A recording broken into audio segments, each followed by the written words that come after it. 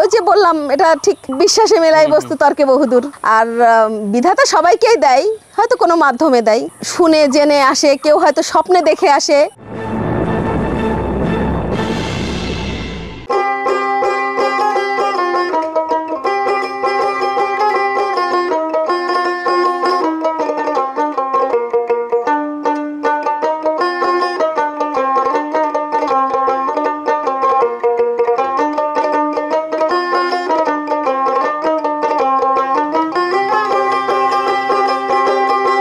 সুপ্রিয় বন্ধুরা, আজ আমি এসেছি কুষ্টিয়া জেলার আলামপুর ইউনিয়নের দহকোলা গ্রামে।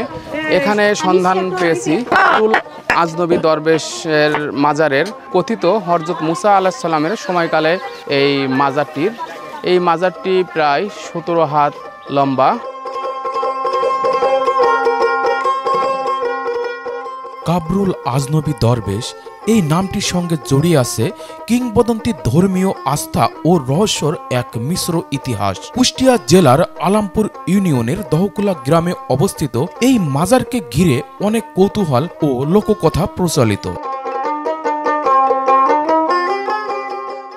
আজনবী শব্দটির অর্থ হল বিদেশি বা অজানা ব্যক্তি। কাবরুল আজনবী ছিলেন এমন এক দরবেশ যিনি কোথা থেকে এসেছিলেন তা সুনির্দিষ্টভাবে কেউ জানে না। ধারণা করা হয় তিনি খুবই প্রাচীন যুগে এখানে আসেন এবং ধর্মপ্রচার, সাধনা ও মানব কল্যাণে জীবন উৎসর্গ করেন।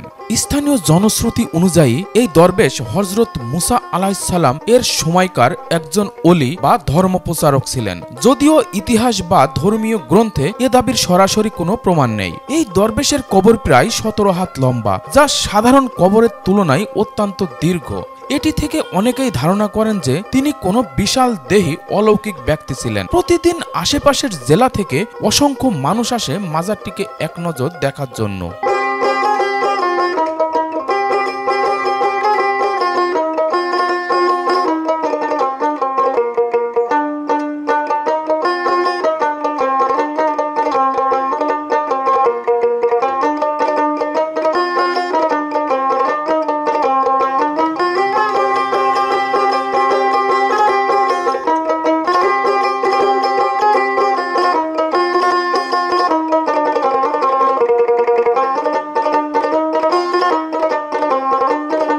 যখন আসে তখন তো কিন্তু আমাদের এই যে আশপাশের মধ্যে ইন্ডিয়ায় প্রথম আসে, ইন্ডিয়া থেকে আসি, তারপর বাংলাদেশে, এখন 60 জন আউলিয়া যে বাংলাদেশে আসছিল ইন্ডিয়া থেকে আসে, সিলেটে গেছে।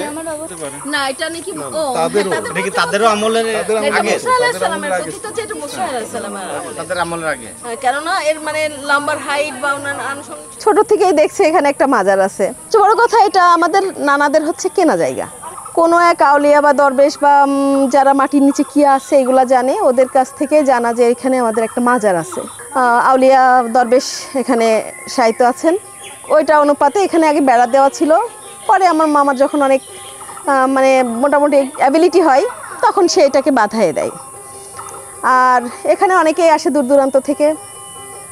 শুনি যে তাদের অনেক মানুষা মান্যত থাকে, তারা এগুলা যে যেটা ভাবে বা যে যেটা মনে চায় আশা হয়তো পূরণ হয়, এরকম একটা ধারণা। মানুষের মনের মানে চাওয়া পাওয়া যে যেভাবে চাই হয়তো সে সেভাবে পায়, সেই কারণে হয়তো আসে মানুষ। আমরা তো জানি যে আদম আলাইহিস সালামের আমলে মানুষের হাইট ছিল আরও অনেক লম্বা।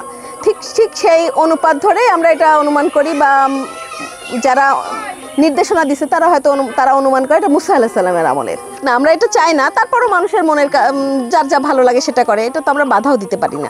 এই মাজারের কথা অনেক দূর দূরান্তে অনেক মানুষ জানে বা অনেকে শুনে জেনে আসে, কেউ হয়তো স্বপ্নে দেখে আসে। এরকম শুনি যে অনেকে বলে যে আমরা স্বপ্ন দেখেছি যে অমুক এলাকায় এরকম একটা বড় মাজার আছে, সেই অনুপাতে আসে। এটা অ্যাকুরেট ভাবে বলতে পারবো না। এটা হয়তো আমার নানা বা নানিরা যখন ছিল তখন জিজ্ঞেস করলে হয়তো কিছু পাওয়া যেত। ওই যে বললাম এটা ঠিক বিশ্বাসে মেলাই বস্তু তর্কে বহুদূর, এরকম যার যেটা ভালো লাগে, যার মনের কাছে চাই, যেভাবে চাই হয়তো পাই। আর বিধাতা সবাইকেই দেয়, হয়তো কোনো মাধ্যমে দেয়। আপনি কি বলতে পারবেন এটা আবিষ্কৃত হয়েছে কত সালে? না, এটা অ্যাকুরেট ভাবে বলতে পারবো না। এটা হয়তো আমার নানা বা নানিরা যখন ছিল তখন জিজ্ঞেস করলে হয়তো কিছু পাওয়া যেত।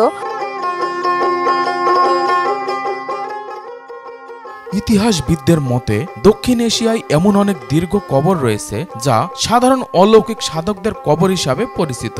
এ ধরনের কবর অনেক সময় প্রতীকীভাবে নির্মাণ করা হয়, যেগুলোর প্রকৃত ইতিহাস কালক্রমে হারিয়ে গেছে।